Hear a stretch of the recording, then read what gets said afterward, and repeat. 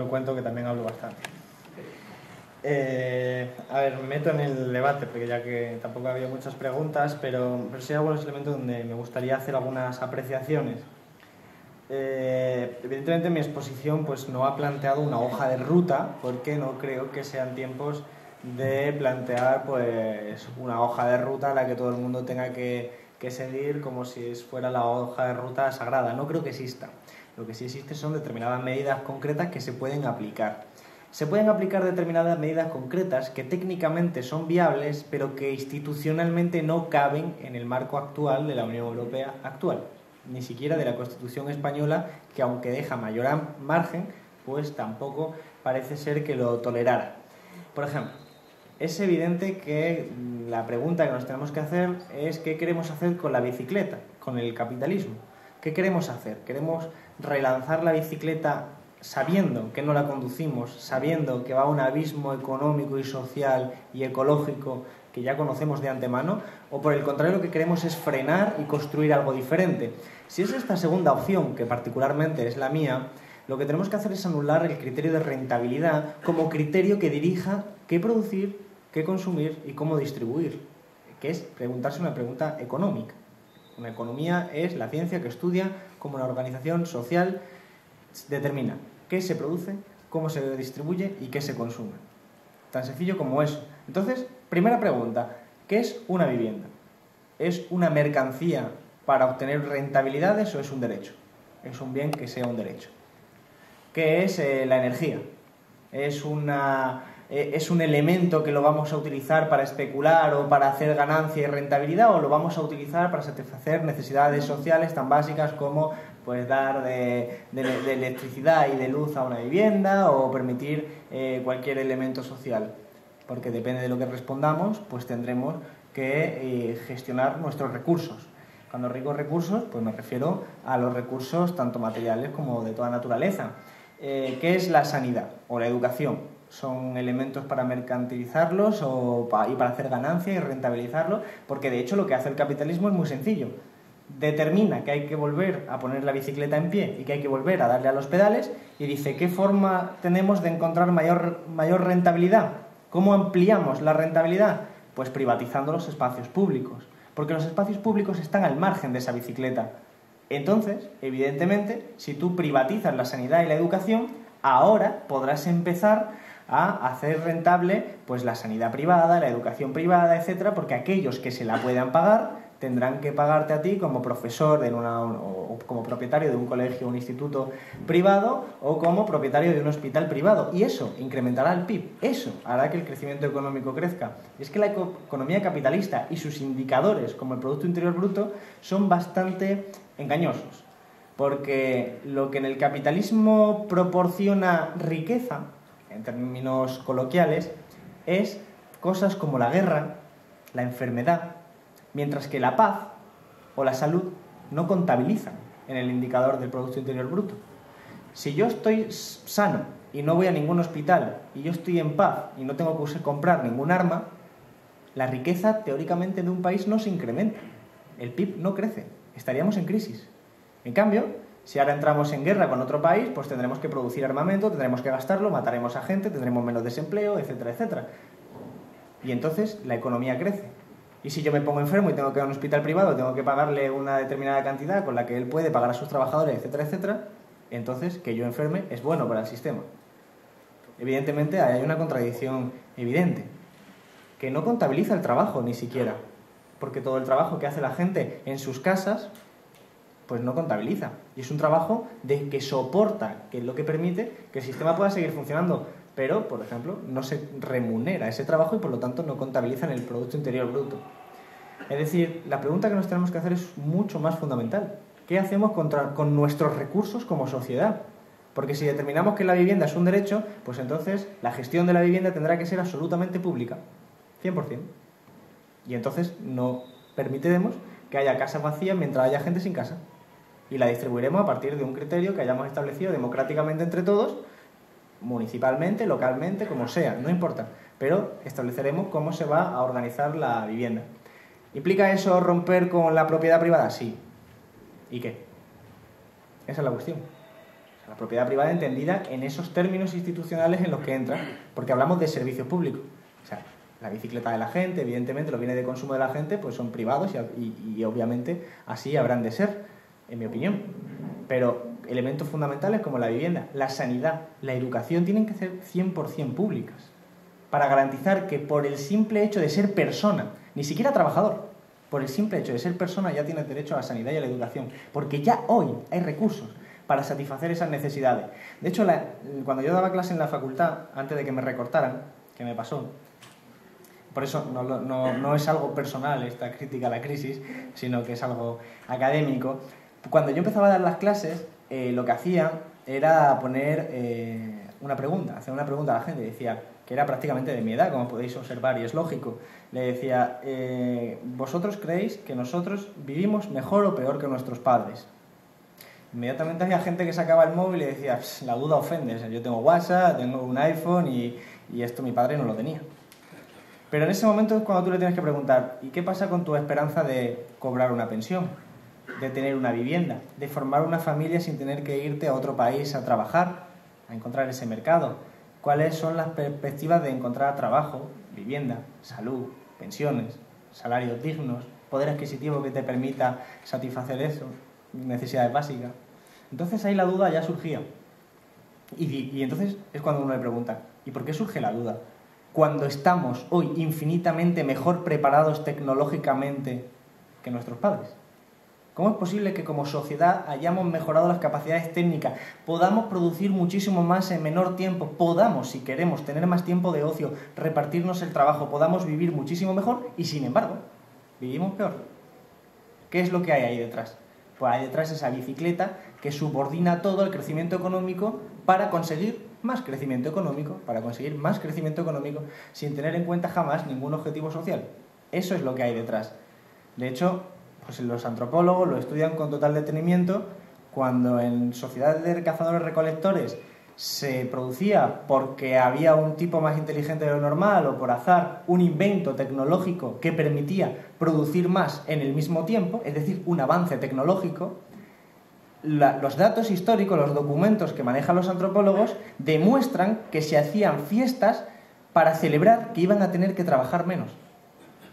¿Y qué pasa hoy en día cuando hay un invento tecnológico? De que entonces quienes son las élites se felicitan porque vamos a producir mucho más trabajando lo mismo. Y a veces, como ocurre hoy en día, se felicitan porque vamos a producir muchísimo, muchísimo más trabajando más. Dices, bueno, ¿y cuál es la lógica aquí? ¿Para qué estamos viviendo entonces en esta sociedad? Y la pregunta es mucho más profunda. Por eso, pues creo que determinados sectores, tanto por motivos sociales como por motivos ecológicos, las grandes empresas que son los que lo gestionan, tienen que ser de naturaleza social.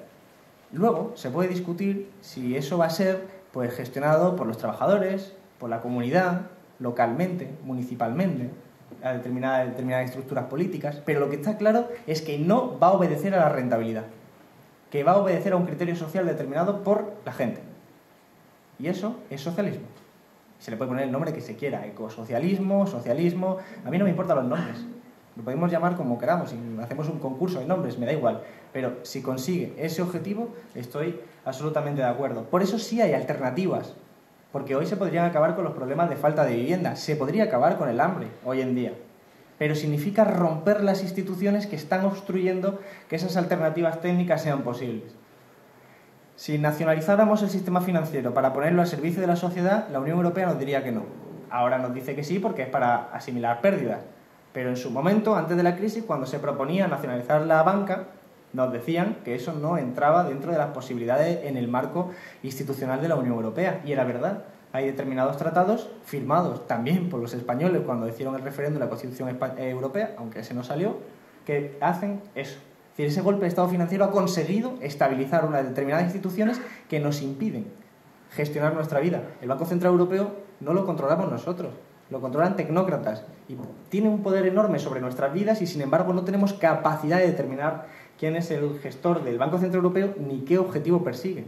El objetivo ya está delimitado por sus estatutos, que es controlar la inflación, el desempleo, la miseria, el hambre, la pobreza, la desigualdad. No les importa en absoluto, solo la inflación, porque la inflación es especialmente peligrosa para los que más Tienen, porque son los que más prestan. Y la inflación, aunque nos afecta a todos, a quien más afecta son a los que más tienen, por un motivo muy fácil, la gente me lo suele preguntar. Porque si yo presto dinero y te presto una cantidad de dinero que hoy es equivalente a un coche, y mañana empieza la inflación y pasado me devuelves la cantidad de dinero equivalente a una barra de pan, creo que es obvio que me he salido perdiendo. Por eso la inflación afecta más a los que prestan, que suelen ser los que tienen, evidentemente. Sobre el rescate, pues estamos ante lo mismo. O sea, un banco tiene activos y pasivos, contablemente hablando, económicamente hablando. Pues como cualquier familia, lo que tiene, que es el activo, y lo que debe, que es el pasivo. ¿Qué le pasa al sistema financiero español? Que cuando cae la burbuja inmobiliaria, cuando pincha la burbuja inmobiliaria, los bancos se quedan con todos los activos, con todos los suelos, con todas las viviendas, con todas las deudas que tenían las constructoras y las inmobiliarias. Se las quedan ellos porque son quienes le debían el dinero, se las quedan. Entonces, de repente los bancos tienen una vivienda que dice que vale 10 millones de euros y que si la intentara vender valdría 2, o 1, o nada. Y lo mismo pasa con el suelo. Pues la diferencia entre lo que pone que vale y lo que vale realmente si lo intentara vender es el activo tóxico. ¿Cuál es la idea del banco malo? En abstracto. Luego, cuando se formule, se formulará de una forma distinta. Pero en abstracto, ¿cuál es? Pues que el banco le dice al Estado: te vendo esta vivienda de 10 millones de euros que nosotros sabemos que vale 2, pero te la vendo a 8, guiño, guiño. Y el Estado coge y dice: te la compro por 8, guiño, guiño. ¿Qué ha pasado aquí? ¿Qué ha pasado? Que vale 2, pero el Estado la compra por 8. Ya ha perdido 6. Y el banco dice: yo me anoto 2 de pérdida. Claro, la tenía por 10, ahora la tiene por 8. Ese es el juego del banco malo. ¿Cuál es el decreto que ha hecho Guindos? Lo digo porque yo le hago el seguimiento. Pues un decreto que todavía no ha dicho cuál es el precio al que se van a intercambiar. Dice que ya lo determinarán más adelante. Pero ya os podéis temer lo peor. Porque evidentemente en eso se basa. En vamos a limpiar, vamos a sanear el capital porque con el dinero público. Es una estafa descomunal, pero evidentemente hay que explicársela a la gente. Porque la gente lo de activo tóxico le suena, pero no lo entiende. De la misma forma que los pasivos. ¿Los pasivos qué es? Lo que debe. Entonces, si somos el banco y nos ponemos que tenemos una casa que valía 10 millones de euros y ahora vale 2, pero las deudas siguen siendo las mismas, tengo un problema. Como le pasaría a cualquier familia, como pasa a cualquier familia. Que cuando tiene una pérdida de ingreso porque la han echado del trabajo, las deudas siguen siendo las mismas. Así que lo que tú ingresas cae, pero lo que debes se mantiene. Es el momento en el que tú has quebrado. Eso es lo que le pasa a los bancos, lo mismo. Solo que el gobierno decide salvar a los bancos. Esa es la diferencia. ¿Por qué? Porque lo que quiere el gobierno es salvar a la gente que saldría perdiendo si el banco quiebra. Porque si yo quiebro y tengo que perder mi casa y al final el banco se queda un activo, una casa que la va a poder vender tarde o temprano o va a poder ser salvada, pues al gobierno, a mí y a todas las familias que desahucian cada día, pues le da igual. Pero porque no pasaría gran cosa desde el punto de vista económico. Pero si quiebra un banco que debe muchísimo dinero a los bancos alemanes y bancos franceses, puede generar un estallido tan grande que evidentemente quienes controlan de verdad la economía, que son los bancos alemanes y bancos franceses en el contexto actual, pues no le hace mucha gracia. Por eso se rescatan a sí mismos a través de este tipo de rescate, que es: te voy a dar dinero Bankia para que tú, Bankia, me sigas pagando a mí. Ese es el rescate. Claro, así cualquiera se rescata, ¿no? Porque se está dando dinero a sí mismo. La propuesta que se hacía desde aquí de salvar a las personas la propone el Fondo Monetario Internacional también. El Fondo Monetario Internacional dice: hay que darle dinero a las familias para que las familias puedan pagar sus hipotecas y de esa forma los bancos puedan seguir teniendo los activos buenos. Hasta cierto punto. Porque es que vivimos una burbuja inmobiliaria en el que hay dinero que no se va a recuperar. Porque si una vivienda valía 10 y ahora vale 2, por mucho dinero que le des a la familia, no le va a poder pagar todo lo que ha perdido el banco. Porque se ha desplomado todo. Entonces, el gobierno pues, ha elegido una opción ideológica muy clara, que es salvar al sistema financiero alemán a través del rescate al sistema financiero español. Y eso es lo que al final acaba teniendo. Y por supuesto, eso implica estallidos sociales. De momento, pues organizados, pero en un determinado momento, hoy en España hay 600.000 familias que no tienen ningún tipo de ingreso, ninguno. Ni prestación social, ni colchón familiar, ni nada. Y bueno, pues estamos en un entorno, en una época histórica que no se haya conocido desde hace mucho tiempo, que es que la gente pasa hambre y va a hacer cualquier cosa por comer, punto. Y eso, la izquierda, pues llevamos 4 años diciéndolo desde que empezó la crisis, así que después no nos puede pillar desprevenido que en vez de que entre el SAT a entrar a hacer una acción simbólica en el supermercado, no entre la gente a robar de verdad porque tiene hambre en el supermercado. Porque va a pasar porque evidentemente, de hecho, de las partidas que no son recortadas son la de policía, la del Centro Nacional de Inteligencia, etcétera, porque ellos sí lo saben y se están preparando, porque su respuesta no es política, es profundamente de represión. Y por supuesto también hace falta un cambio de cultura política, por eso era tan importante la formación y la educación, porque cuando Francia votó que no a la Constitución en referéndum, hubo muchas críticas desde Alemania a los dirigentes franceses por haber repartido un ejemplar de la Constitución a los franceses, que es absurdo, pero es evidentemente muy racional. De lo que se quejaban era que la gente sabía demasiado para votar. Y entonces alguien puso en Rebelión, una página web de izquierdas, un artículo francés que habían hecho una encuesta sobre los libros más leídos y las revistas más leídas en esa época del referéndum. Y en Francia eran todos temas sobre la Constitución Europea. Y en España eran libros de cocina y de fútbol. Y claro, pues evidentemente en España votamos que sí a la Constitución Europea y en Francia y en Holanda pues votaron que no. Pues por eso hace falta también esa cultura política.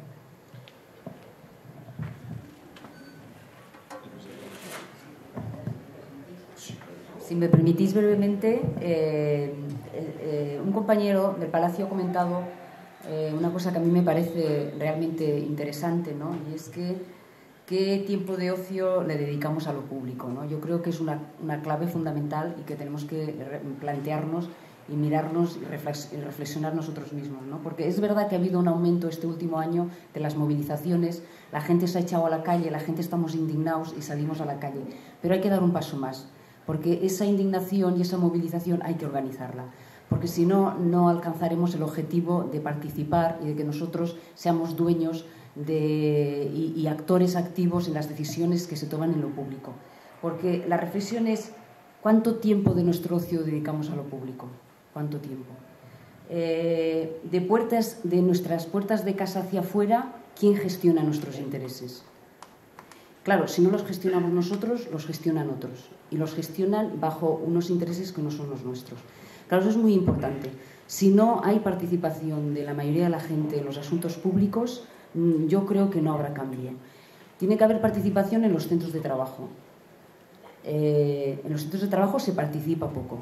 Hay organización sindical, pero no hay organización general de los trabajadores en lo que acontece en el mundo laboral.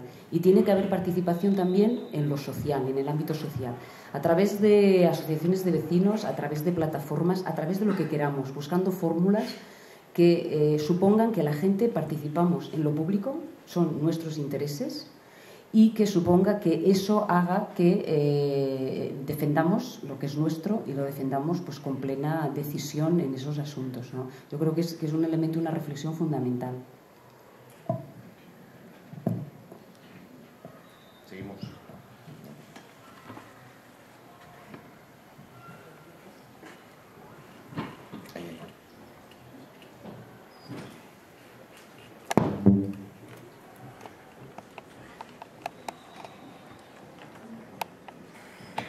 Escuchad, nosotros queremos decir que sí hay modelos auténticos.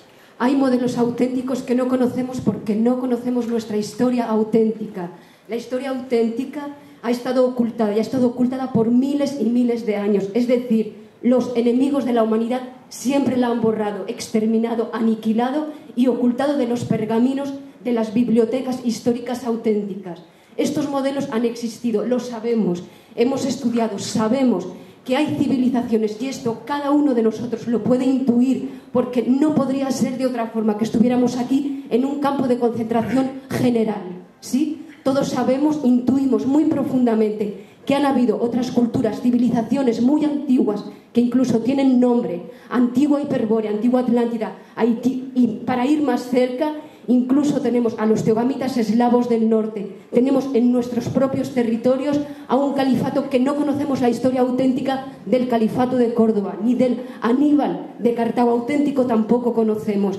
Queremos decir que no podemos tener frutos serios porque no tenemos modelos serios sobre los que basarnos y fundamentarnos. Estos existen, solo que no los conocemos El problema no es que no haya alternativas, sí hay otra vida, como el compañero dijo, hay otra mejor sociedad, hay otra mucha mejor vida que la que conocemos, solo que por desconocimiento, pero no es que no existan estos modelos son modelos arquetípicos de la humanidad y por herencia y como por patrimonio de la humanidad han pertenecido siempre a cada ser humano, y esa capacidad de tener acceso a esa biblioteca, a esos pergaminos históricos y a esos modelos está como derecho, como patrimonio de cada uno de nosotros.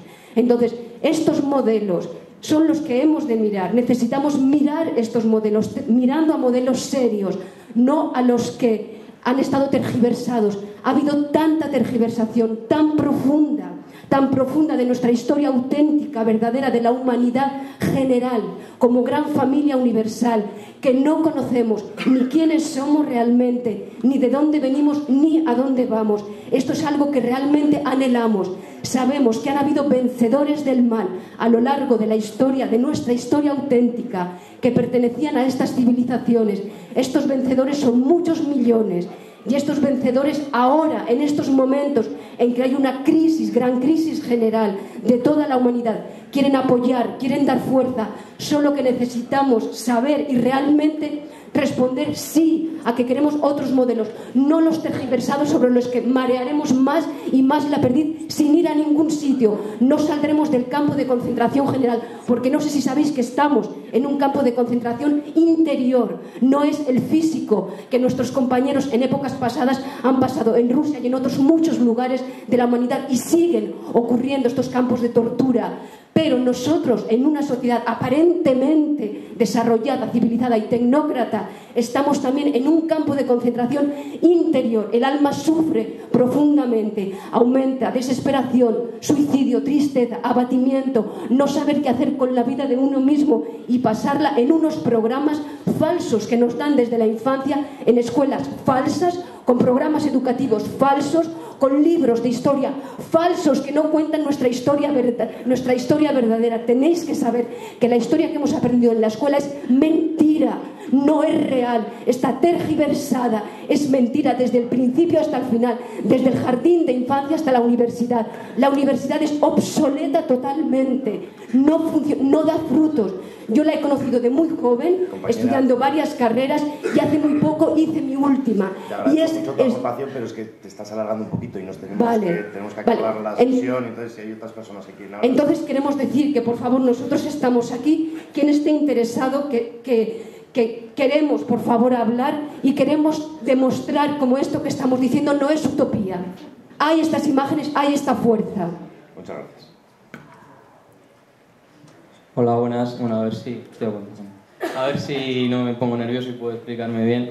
Comentaba Alberto al principio, cuando hablaba del capitalismo y demás, que lo que define al capitalismo en última instancia es la búsqueda incesante del beneficio. O sea, que si un capitalista produce porque quiere obtener un beneficio. Es algo con lo que estoy completamente de acuerdo. Ha puesto varios ejemplos, pero se podrían poner más. Por ejemplo, una farmacéutica no le interesa curarte. A una farmacéutica le interesa más cronificar tu enfermedad y que te tengas que chutar todos los días, que darte una pastilla y que se te pase. O el hecho de que se cierren fábricas, que se cierre capacidad de producir una riqueza cuando hay gente que está en la más absoluta miseria. Pero luego hay que ir más allá, ¿no? Se hablaba también de la democracia, de que es necesario recuperar esa democracia. Pero ¿qué democracia queremos recuperar, no? Cuando hablamos de la democracia, también comentaba Alberto lo de que el euro, ¿no? El que no es una persona un voto, es un euro un voto, ¿no? El que más dinero tiene en realidad es el que manda. Si tenemos esa democracia, si queremos una democracia para nosotros, para los trabajadores, que al fin y al cabo somos los que creamos la riqueza, si queremos una democracia para nosotros, tendremos que ir a por esos instrumentos de poder. O sea, porque si las fábricas son suyas, si el dinero es suyo, por mucho que nos juntemos nosotros aquí y decidamos hacer unas leyes maravillosas, mientras el dinero sea suyo, podemos escribir sobre el papel lo que nos dé la gana, porque no va a ser aplicable, ¿no? Lo que comentaban también de transgredir la propiedad privada. Es necesario transgredir la propiedad privada, lo que ha comentado Alberto y lo que comentaba aquí la persona que ha intervenido, ¿no? Pero claro, eso ¿cómo se hace? Vosotros, si estuvierais en el lugar de los empresarios, ¿no? Poneros en su lugar. Yo mando porque tengo riqueza, voy a dejar que me lo gestionen aquí estos muertos de hambre.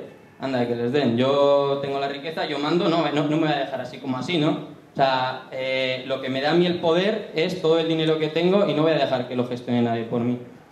Y tampoco, al igual que no voy a dejar que lo gestione nadie por mí, por las buenas tampoco se lo voy a dar. O sea, si lo que queremos es, al final, una democracia real, ¿no? Se ha puesto desde hace 1 año y medio o así el tema de democracia real ya. Se ha puesto bastante de moda la consigna, ¿no? ¿Qué es eso de una democracia real ya? Una democracia real ya pasa por el control democrático de los recursos por parte de los trabajadores. Podemos acordar 1000 leyes, podemos acordar 1000 textos, pero si no tenemos los recursos para llevarlos a cabo, podemos decir misa que no va a servir para nada. Y claro, ellos no se van a dejar, ¿no? Porque sus intereses son esos, son unos concretos y son los que el poder que les da poseer esa inmensa riqueza, y nuestros intereses son justos lo contrario. Ellos no se van a dejar por las buenas, y si nosotros queremos no un futuro digno, no, simplemente un futuro, porque aquí ya no se está planteando si me voy a poder ir de vacaciones a la otra punta del mundo cuando llegue el verano. Aquí se está planteando ya si yo tengo alguna esperanza de acabar la carrera y trabajar, o tengo la esperanza de irme a vivir algún día fuera de casa de mis padres. Eso es lo que se está planteando en mi caso, que tengo 20 años. En el caso de la gente mayor se estará planteando si tiene para darle de comer a los hijos, que es una situación bastante jodida también. Entonces, bueno, eso, que no hay conciliación posible. Si mi futuro pasa por quitar la riqueza y sus intereses pasan por mantenerla, hay que tener claro, y quiero dejar claro, que no se van a dejar por las buenas. Yo vuelvo a pedir brevedad, si es posible, en las intervenciones, porque si no es que con 2 intervenciones, luego le damos la palabra al Alberto, que también cuenta sus cosas y tarda su tiempo. Claro, nos dan las 8 y nos tenemos que ir, y habéis hablado 4. Vale, gracias.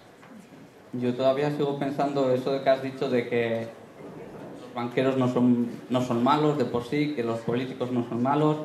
Hombre, yo no les voy a echar la culpa a ellos solos, porque yo creo que realmente la culpa la tenemos nosotros. Que tan malo es el banquero como que te da un préstamo para una cosa que sabe que no vas a poder pagar, como tú, que pides una cosa que sabes que no vas a poder pagar. Entonces, aquí cada uno que aguante su vela.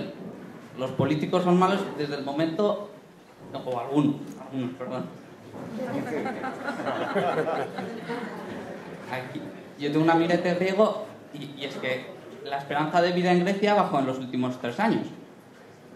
Entonces, tú no puedes ir a lo que decías, ir al trabajo y luego decir, igual esta persona es buena.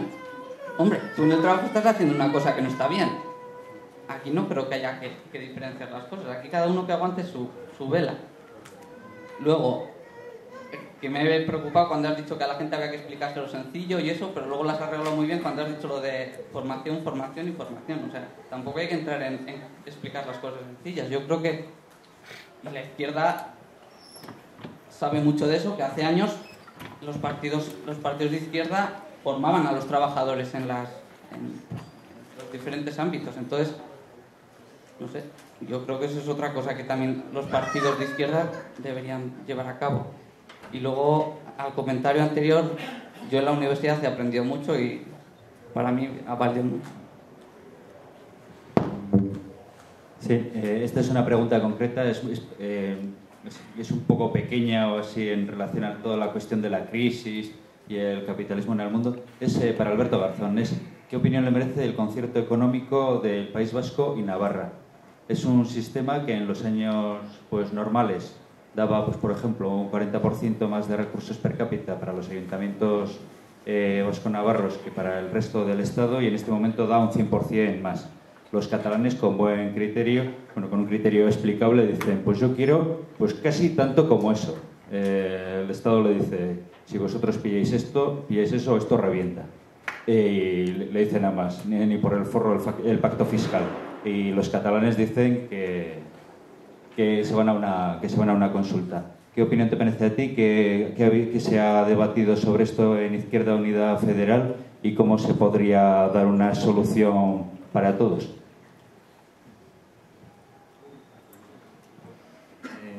Hola, yo soy una pregunta concreta que va hilada a lo que acaba de comentar el compañero. Mi pregunta era, ahora que está el tema candente de Cataluña, económicamente, o sea, una visión económica de una posible separación de Cataluña, ¿cuáles serían las consecuencias económicas tanto para Cataluña como para el resto de España? También por equipararlo a las consecuencias económicas de una posible segregación, una independencia de Euskadi que se nos plantea desde otras alternativas políticas aquí.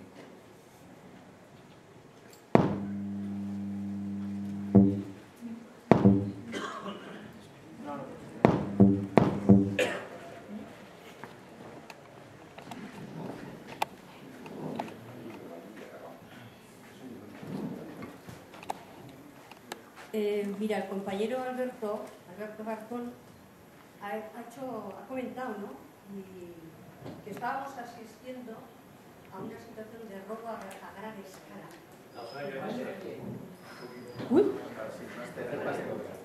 Creo que el compañero Alberto, bueno, entre una de las cosas muy interesantes que efectivamente ha comentado en su exposición, hablaba de que efectivamente estábamos asistiendo a una situación de un robo inmenso a gran escala. Yo creo que eso es realmente real, como la vida misma, y crudo. Y el mejor ejemplo, que desde luego podría reforzar este comentario que Alberto ha hecho, es la losa tan tremenda que nos está significando el pago de la deuda al conjunto de la clase obrera. O sea, esto efectivamente es una estafa y estamos asistiendo a un ataque tremendo con unas repercusiones que hemos visto, yo creo que el principio de lo que representa y todavía no ha terminado. Para que veamos un poco lo que representa el pago de la deuda, de los intereses de la deuda, mejor dicho, efectivamente, están hablando, es que yo ya me pierdo en cifras de este calibre, ¿no? Pero están hablando solamente de los intereses de la deuda, lo que tenemos que pagar todos los curritos de a pie, 40.000 millones de euros. Eso, y es una deuda que no la hemos generado nosotros, que no la hemos generado los trabajadores, que eso es lo más indignante, y por lo que efectivamente suscribo y me encanta la expresión que el compañero ha utilizado de estafa y robo a los trabajadores, ¿no? O sea, esto sería efectivamente lo que representa, o dentro de los planes de futuros ataques que tiene previsto el gobierno Rajoy, dentro de los presupuestos que tiene para el 2013, están hablando de estas cantidades. Esos recortes están hablando de 40.000 millones. Y yo digo que en Izquierda Unida seriamente nos tenemos que plantear, muy seriamente, negarnos y luchar por negar al pago de esta deuda. Primero porque no es una deuda generada por los trabajadores, fundamentalmente porque ha sido generada por todo el mogollón de transferencias y de pagos y de saneamientos y de dinero que le han regalado a la banca privada. Eso en primer lugar, ¿no? Y luego otra de las cuestiones que también suscribo plenamente con lo que decía el compañero, y ya termino, porque veo, es de que efectivamente necesitamos crear una nueva sociedad, pero no por una idea bonita, por auténtica necesidad, porque cada cosa que nos están quitando, el capitalismo no nos la quita porque sea bueno o malo. El capitalismo no tiene corazón, es un sistema económico. Entonces, todas las conquistas, todos los ataques, desde los recortes de los salarios de los funcionarios, desde los recortes el ataque a la sanidad, a la educación, a todo, efectivamente, todas estas conquistas que han sido logradas y alcanzadas gracias a la lucha de nuestra clase en las décadas pasadas, nos las están quitando de un plumazo. Y eso no va a volver así de la noche a la mañana en el próximo periodo tan sencillamente. No, ¿por qué? Porque el capitalismo no puede realmente garantizar ni las más mínimas condiciones de dignidad, porque es un sistema acabado, agónico. Y necesitamos realmente crear una nueva sociedad socialista, comunista, como le queramos llamar, no, pero donde efectivamente estemos hablando de una sociedad de crear hombres dignos, condiciones de vida digna o sea, donde todo el mundo tenga derecho al trabajo, derecho a una vivienda, a una educación, y eso hoy, más que en ningún otro periodo de la historia, se podría generar. Porque efectivamente existe la tecnología, existe todo. Si quitamos del medio la existencia de la propiedad privada de esas 100 familias que están acaparando todo el esfuerzo y la riqueza de los trabajadores, efectivamente podríamos estar en unas condiciones muchísimo más óptimas para poder decir que estamos creando una sociedad de seres humanos y de seres humanos. Nada más.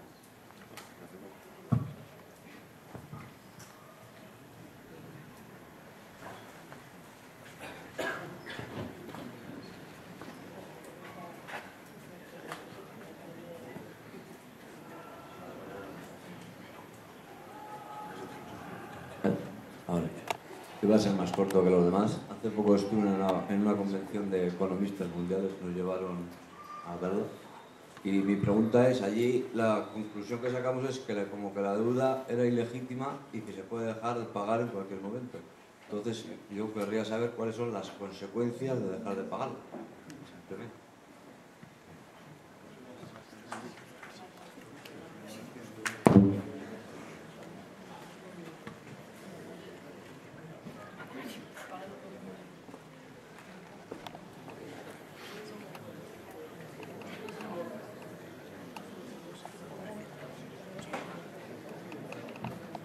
Opa, Arratsaldeon, buenas tardes. Bueno, evidentemente yo estoy de acuerdo con que estamos ante una crisis civilizatoria endémica, o sea que no estamos en una crisis de deuda financiera y tal, como se ha comentado aquí. Entonces tenemos que hablar de la bicicleta, ¿no? Del capitalismo. Es lo que es el mal y el tema es que es la máxima constitución que nos rige, como se ha hablado aquí. Entonces, yo lo que quiero plantear es cómo vamos a cambiar este sistema. Una cosa son las hojas de ruta, que el programa transicional ya nos resulta complicado de elaborar a la gente de izquierda, pero sobre todo yo estoy convencido que se tiene que cambiar desde las masas. El problema es cómo vamos a convencer a las masas si a las masas están mucho más mediatizadas por los poderes capitalistas, ¿no? Esa es mi duda, no sé si es una duda pesimista. Si se ve fuerza desde las izquierdas reales para convencer a las masas, que es de donde va a venir un cambio de sistema. Y en ese sentido pregunto a ver si no se ve estratégico la alianza con naciones que tienen una verdadera fuerza socialista, como puede ser Sudamérica, porque yo creo que en el entorno de Europa estamos muy solos, no se nos dejaría hacer una revolución socialista. Y por último, ya en esa línea, quería preguntar a ver cómo se ve desde la izquierda en el Estado la concentración de fuerzas de izquierda que se está dando en Euskal Herria con lo que ahora se va a presentar en las autonómicas como EH Bildu y que lleva presentándose desde hace un año y pico.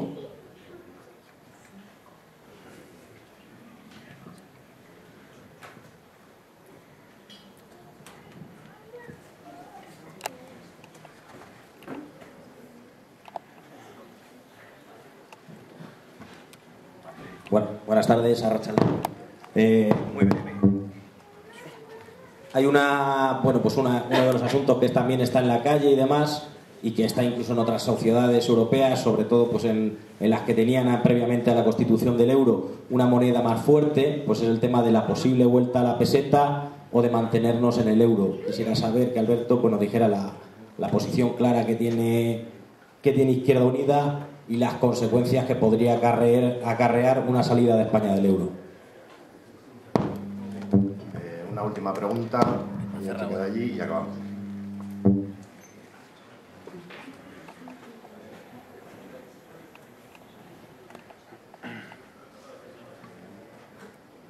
Hola, buenas tardes. Muchas gracias por la charla y quería preguntar qué es lo que sucede si no se rescata a la banca privada, que siempre nos mete el miedo con eso, ¿no? Con que es mejor rescatarla que no rescatarla. ¿Y qué es lo que sucede si no se rescata? Y luego otra pregunta es ¿de quién es la responsabilidad política, ya no sé si a nivel mundial, de haber dejado que los mercados financieros tengan esta libertad de juego con el dinero de todos? ¿Por qué no hay unas leyes que han detenido eso? Unas leyes del juego. Muchas gracias. Vale. Bueno, las leyes del juego pues son las que marca un sistema económico como es el capitalista. Entonces es como cuando ocurre una burbuja inmobiliaria. ¿A quién responsabilizas cuando todos se benefician? Que es como lo que ocurre en una burbuja inmobiliaria. ¿A quién responsabilizas cuando, aunque haya gente que esté advirtiendo de que va a salir mal, durante un tiempo bastante largo, todos salen ganando? Todos los que pueden participar en la burbuja, que no son toda la ciudadanía, desde luego. Pero sí se puede decir que hay economistas muy influyentes en las mejores instituciones internacionales, en las más poderosas, que decían que dejarlo todo tal y como estaba era lo mejor que había que hacer. Tanto que Robert Lucas, un premio Nobel de Economía, escribió en el 2005, creo recordar, que fue el año, escribió que nunca iba a haber una crisis económica más en el mundo desarrollado. Premio Nobel. Entonces, evidentemente, hay una responsabilidad que si se ve el documental Inside Job, pues sabes que hay conflicto de interés entre los economistas que suelen asesorar a los gobiernos, porque al final, en fin, si veis nuestra clase política, veis a Rajoy y Zapatero, sabéis que tampoco son ellos los que toman las decisiones, se ve desde lejos. Entonces, creo que al final los economistas convencionales, y no es que sean mis rivales, sino que al final son los que toman las decisiones, pues también, por un lado, por una función ideológica de que les interesaba marcar esas pautas porque se veían beneficiados, y por otra parte porque se basaban en modelos teóricos profundamente erróneos en los que creían con fe, y en muchos casos pues con verdadera fe. Muchas de las preguntas son sobre la deuda, entonces la dejo para el final. La deuda, tanto privada como pública, y qué pasaría si se impagara tanto una como otra, y son interesantes.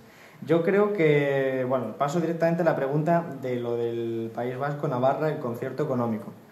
Como en el capitalismo todo es competencia, como decía antes, hay algo que se llama competencia fiscal, y es que para intentar atraer el capital se le dan facilidades. Esto es muy clásico de los países del tercer mundo, que para atraer a las empresas multinacionales bajan sus impuestos continuamente más que el vecino para atraerles, igual que también bajan más los salarios.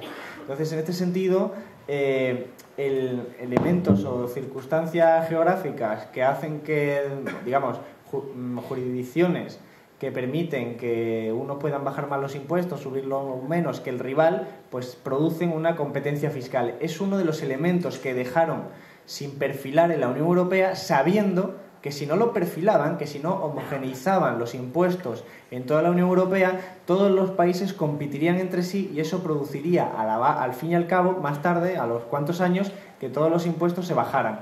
Los impuestos, sobre todo, a las grandes empresas. Entonces, desde una posición economicista, solo teniendo en cuenta el conflicto de clase, a mí me parece aberrante, evidentemente. Lo que pasa es que las circunstancias no son tan sencillas.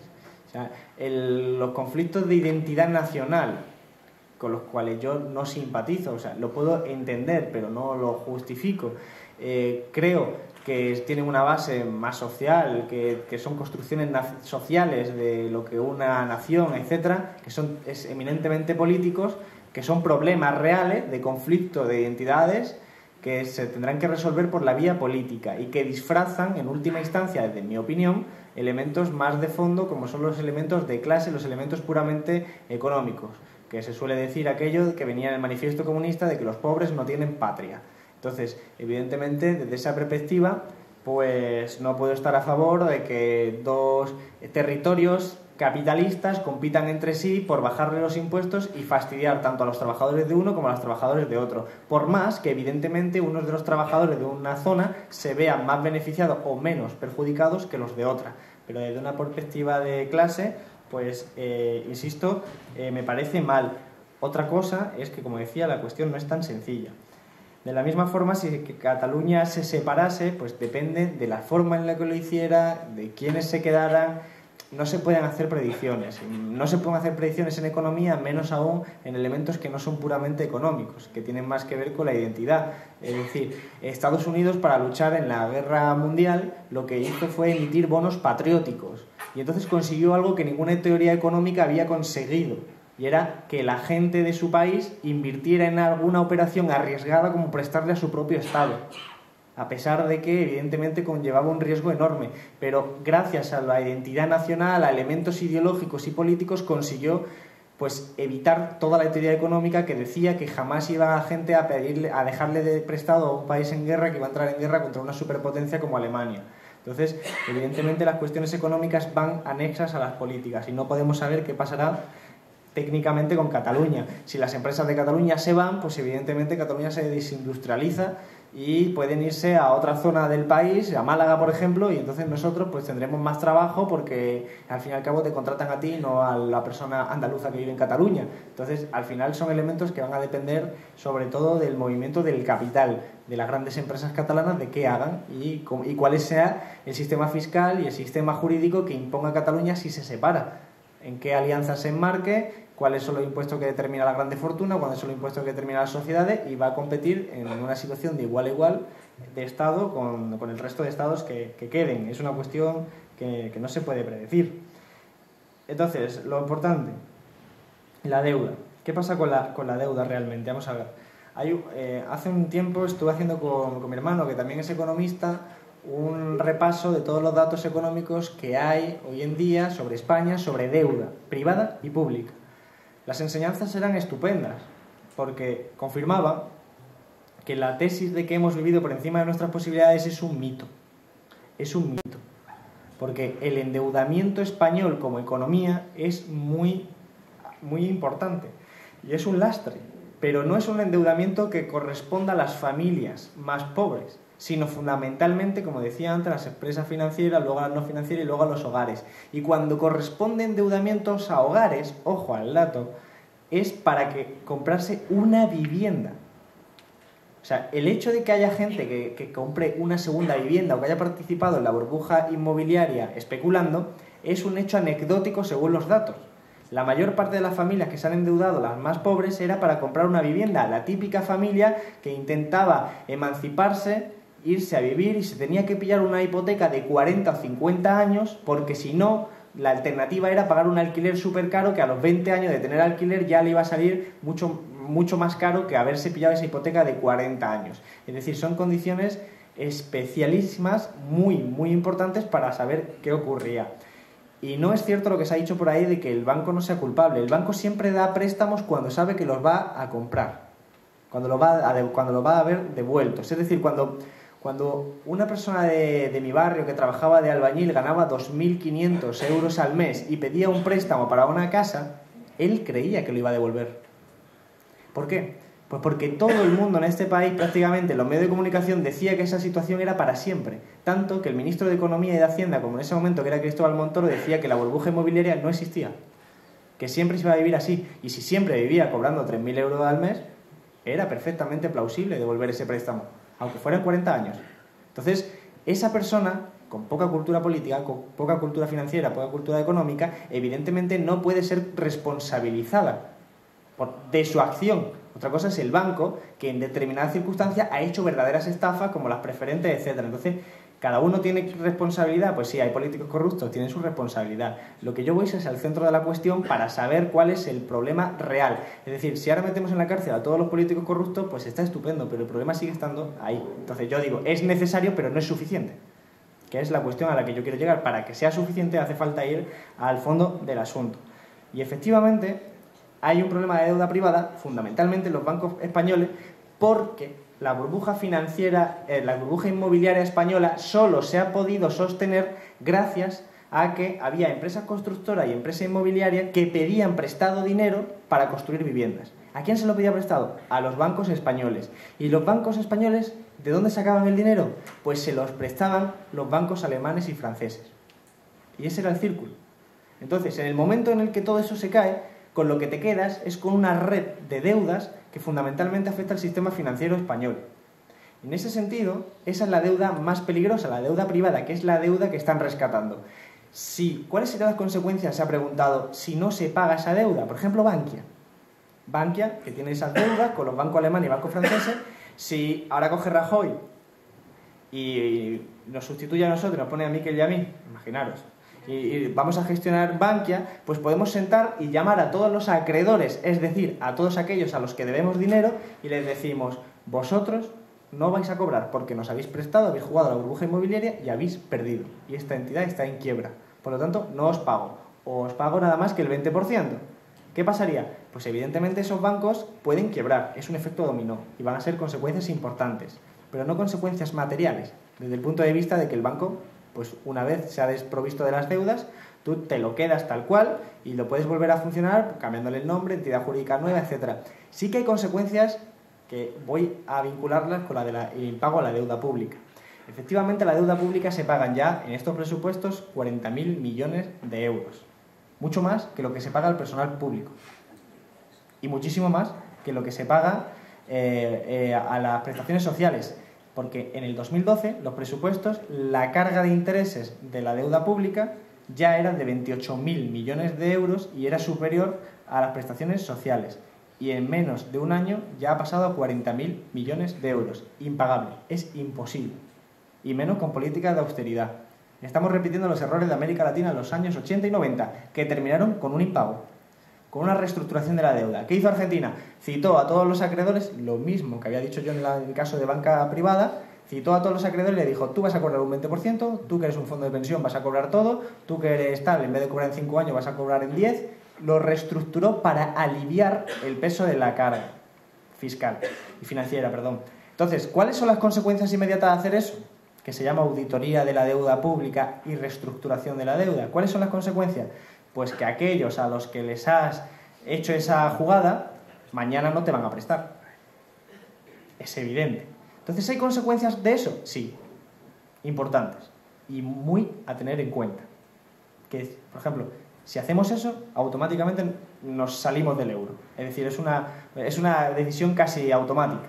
Porque ambas cosas están muy vinculadas. Pierdes toda la confianza, pierdes la credibilidad, hay corralito, todo eso va junto, que es lo que pasó en Argentina. Entonces hay consecuencias sociales, hay consecuencias económicas, que son importantes y hay que tenerlas presentes para, si se toma esa decisión, plantear las alternativas. Y desde luego hay un elemento muy importante. Nuestra economía, esa bicicleta española, ha estado creciendo de forma que importaba más de lo que exportaba. Y aquí no me da tiempo a entrar porque evidentemente es una cuestión apasionante, pero que es muy larga. Si una economía importa más de lo que exporta, es porque pide prestado dinero fuera. Es balanza comercial deficitaria, como le pasa a España, significa que tiene que haber una cuenta financiera superavitaria. Es una cuestión de contabilidad, para no economistas pues algo confuso. Pero en definitiva, si un país importa más de lo que exporta, necesita que alguien le preste dinero, punto. O que imprimas dinero con consecuencias también secundarias en otro lado. Pero necesitas ese dinero. Si tú has impagado la deuda y nadie te presta, resulta que no vas a poder importar. Y no vas a poder importar incluso para cuestiones del día a día de tu bicicleta. Entonces, evidentemente, tendrás que reformular tu modelo productivo de forma rápida, protegiendo a la gente más desfavorecida. Es decir, es una reconversión absoluta de la economía. Es lo que pasó en América Latina. En los años 80 y 90 suelen ser de 2 a 5 años de sufrimiento. De sufrimiento duro, pero justo, equitativo. Nada de sufrimiento de solo sufren los más pobres. Suele ser un sufrimiento más moderado, pero importante en cualquier caso, que va acompañado pues con políticas que tengan que ser para mitigar los efectos. Entonces, la cuestión de salida del euro, del impago de la deuda, etcétera, son muy importantes. ¿Se puede impagar la deuda sin provocar ese desastre? Sí, siempre que llegues a acuerdos con los acreedores. Eso lo ha hecho Grecia. Grecia ha hecho ya una reestructuración de la deuda del 70%, porque Grecia lo que decía era, o me disminuís el precio me disminuís la carga de la deuda o no os voy a poder pagar. Porque es lógico, es como si nosotros debiéramos al banco una cantidad extraordinaria y tuviéramos que negociar continuamente con él, incrementando intereses, en un círculo vicioso y no podemos pagar. Entonces, Izquierda Unida ya lo lleva en el programa. Izquierda Unida ya lleva en el programa la auditoría de la deuda pública, que es decir, este contrato que yo tengo con el Banco Santander lo considero ilegítimo. ¿Por qué? Pues porque el Banco Santander me ha prestado a mí el dinero que yo le he prestado a él. Yo le presté a él al 1% y él me ha prestado al 5%. Esto es una estafa, por lo tanto, no te voy a pagar nada más que el 1%. O no te voy a pagar nada, o te voy a pagar en 10 años, en 15 años. Es decir, esa reestructuración se puede hacer, pero nada, ninguna política económica es gratis. Tardaríamos mucho en entrar, en debatir, pero que quede claro eso. Ninguna política es gratis, pero es necesario hacerlo. Porque la alternativa es eso, lo que estábamos diciendo. Cada año pagamos más en intereses de la deuda pública, que significa que de nuestros ingresos cada vez se va más a los bancos alemanes y bancos franceses, de nuestros impuestos. Cada vez que pagamos impuestos, le damos cada vez más parte a los bancos alemanes y bancos franceses. Es una extracción absolutamente ilegítima consecuencia de una crisis que no hemos generado nosotros. Eso es tan sencillo, por lo tanto, es ilegítimo seguir pagándolo y también es absurdamente irracional pretender que se puede pagar en términos económicos, porque ya hemos entrado en un círculo vicioso por el cual ya el poco dinero que ingresa el Estado cada vez más se lo comen los intereses y menos aquellas herramientas que podrían estimular la economía. Entonces, evidentemente, es un tema que daría para una charla de 3, 4, 5 horas, mucho debate, pero creo que van a ser el debate de los próximos meses y los próximos años. Ya lo ha sido en Grecia, lo va a ser con nosotros, pero, insisto, si a alguien le apetece, que estudie la historia económica de América Latina en los 80 y los 90, porque es exactamente lo mismo. Mismos planes de ajuste, las mismas circunstancias, la misma reacción de la gente, que se vayan todos, gobiernos sucediéndose unos a otros, tecnócratas por un tubo, y al final una ruptura radical con las instituciones que te imponían esos planes de ajuste. 2, 3 años de sufrimiento y otra vez la economía relanzada con otras leyes como los nuevos procesos constituyentes latinoamericanos. Es exactamente el mismo proceso. De nosotros dependerá de si nuestro modelo pues va por un tiro o por otro tiro, porque al final Bolivia, Ecuador, Venezuela, Argentina son modelos que han hecho lo mismo pero de forma diferente, son modelos distintos, y nosotros, si conseguimos superar eso, pues tendremos que evaluar cuál es nuestro modelo, cuál es el modelo griego, cuál es el modelo portugués, que por cierto sí creo que tenemos que hacer una alianza con ellos, pero ahora mismo parece que primero tenemos que llegar al poder. Quiero decir, Syriza se lo pudo plantear, pero nosotros ahora mismo evidentemente necesitamos alcanzar el poder para plantear esa alianza entre países que tienen las mismas condiciones económicas, que tienen los mismos problemas y que necesitan pues salir adelante. ¿Ya terminó?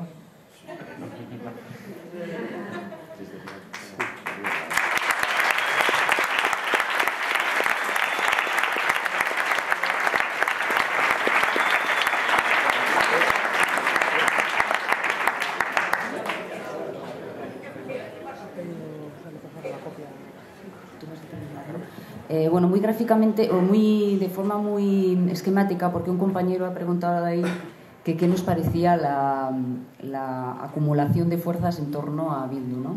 Y de forma muy rápida, porque ya estamos casi al final y estamos ya todos agotados, yo diría un par de cosillas, ¿no? La alianza de Bildu es una alianza que se produce en el campo nacionalista, que se produce, que es homogénea desde el punto de vista de las identidades, y que se produce con un nexo de unión muy claro, que es la independencia, ¿no? Yo creo que tenemos que ir a otro modelo de acumulación de fuerzas y de alianzas desde la izquierda, que estoy convencida que se va a dar en Euskadi, que tiene otras características, ¿no? Es plural en las identidades, basada en una alianza de clase, no solamente de territorio, y luego con un nexo de unión muy claro que tiene que ser, que yo creo que hay gran coincidencia, en torno al derecho a decidir, es el derecho de autodeterminación. Yo creo que en el futuro ese tipo de alianza se va a dar y nos va a juntar a mucha gente a la izquierda que ahora en estos momentos pues no estamos juntos, desgraciadamente, ¿no?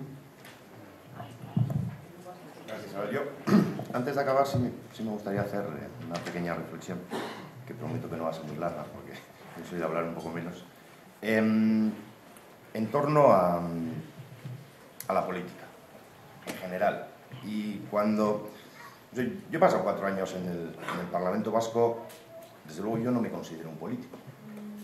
Soy un licenciado en Derecho que durante 4 años ha estado en el Parlamento Vasco. Pero, ¿quién ha sido precisamente quien ha iniciado, y ya no como gente que coyunturalmente y temporalmente nos estamos dedicando a la política, pero... ¿cuál es el mayor ataque que hemos vivido durante los últimos 2-3 años? Ha sido a los sindicatos y a las formaciones políticas. A los dos. Y es un mensaje, además, que está calando en la derecha, que es quien transmite el mensaje, pero está calando en la izquierda también. Yo creo que es fundamental que desde la izquierda nos hagamos una reflexión, que es sobre el sistema democrático que tenemos. Para empezar, si puede llamarse democrático, que en el punto en el que están las cosas, yo entiendo que no. Y a la vista está que llevamos más de 2 horas, nos está demostrando, Alberto, que no mandamos los ciudadanos, que los que mandan son las empresas. Por lo tanto, hay que intentar devolver el poder a quien legítimamente le corresponde, es decir, quien teóricamente y según todas las normas lo detenta, que es la ciudadanía. Eso nos lo han robado, pero la única manera de que muchos ciudadanos sean conscientes de que les han robado el poder es o bien a través del debate político, ya sea a través de formaciones políticas más o menos organizadas o a través de movimientos sociales, como ha ocurrido con el 15M, etcétera, o a través de la lucha sindical en los centros de trabajo. Eso lo sabe la derecha. ¿Y qué es lo que hace? Bueno, lo que hace es desprestigiar la política en primer lugar, en parte con razón, porque hay mucha gente, y eso sí son políticos profesionales que empiezan en la política a los 18 y acaban a los 65, y aunque acaben antes da igual, porque se han llenado los bolsillos de dinero, es decir, verdaderos corruptos a los que hay que perseguir, pero se desprestigia todo y se desprestigia la parte sindical. Y no contentos con eso, encima se desprestigian a los movimientos sociales y se les criminaliza, como ocurrió el pasado 25 de septiembre en Madrid, como ha ocurrido el 26 y como seguramente ocurrirá hoy. Decir que son todos criminales. Claro, en ese contexto, la pregunta de cómo convencemos a la mayoría de la ciudadanía se complica mucho. Porque lo primero que se está haciendo, y se está haciendo a través de los medios de comunicación, de más o menos multitudinarios, se está haciendo sobre todo a través de determinadas cadenas de la caverna mediática, es poner en entredicho la legitimidad de quien habla. Es decir, si alguien viene aquí a decir que Alberto es un diputado y como diputado es un político profesional porque el Congreso lo tiene liberado, a partir de ahí habrá gente que ya a partir de ese momento perderá el interés. Dice, no, este es un político profesional. Y por lo tanto sí que es cierto que llevamos varios años, la verdad es que llevamos 2 o 3 años con ese discurso. Ese discurso es de la extrema más de la derecha más extrema. De hecho, cada vez más estamos empezando a oír lo beneficioso que sería, y lo decía antes Alberto, los tecnócratas sin ideología, tecnócratas que no se eligen, tecnócratas que se ponen a dedo. Y ese es un mensaje que está calando mucho, sobre todo en determinados sectores, insisto, tanto de la extrema derecha, pero también en la extrema izquierda. Es decir, las instituciones no valen para nada, los partidos políticos no valen para nada, los sindicatos no valen para nada y por lo tanto lo único que hago es quedarme en mi casa. Esa es una batalla que también nos está ganando la derecha, es una batalla absolutamente ideológica. Sé que queda raro que lo digamos nosotros, los que estamos a este lado de la mesa, pero sí creo que es una reflexión que debemos hacer y además sin complejos. Es decir, los que nos dedicamos a esto, insisto, nos dedicamos de manera coyuntural, no lo hacemos por beneficio propio.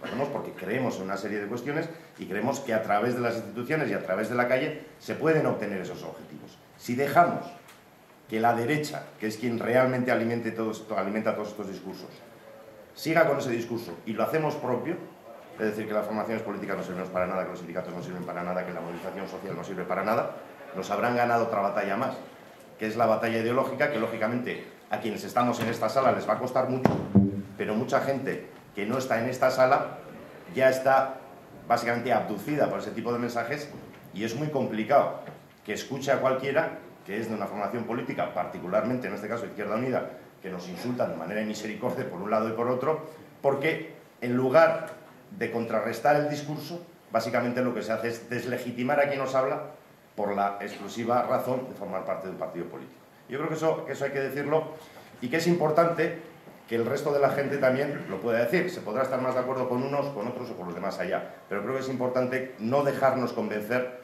por el mensaje de la extrema derecha de que no hay ideologías, esa es otra, no hay ni izquierda ni derecha, esa es otra ideología, otra de los mantras que se está repitiendo muy habitualmente. Esto es una cosa muy de UPyD, no es de izquierda ni de derecha, es mentira, hay derecha, hay izquierda, y por lo tanto yo creo que cada uno tenemos que saber dónde nos colocamos, dónde nos ubicamos y ser capaces de nuestro ámbito más local y en la medida que seamos capaces de hablar con las demás personas y de convencer a las demás personas, lógicamente merece la pena por lo menos hacer ese ejercicio de pedagogía y que la gente, sabiendo qué es lo que está ocurriendo, que tome una decisión. Vale, y hasta aquí lo que queríamos comentaros. Nos echan de aquí a las 8:30, así que clavado. Muchas gracias a todos.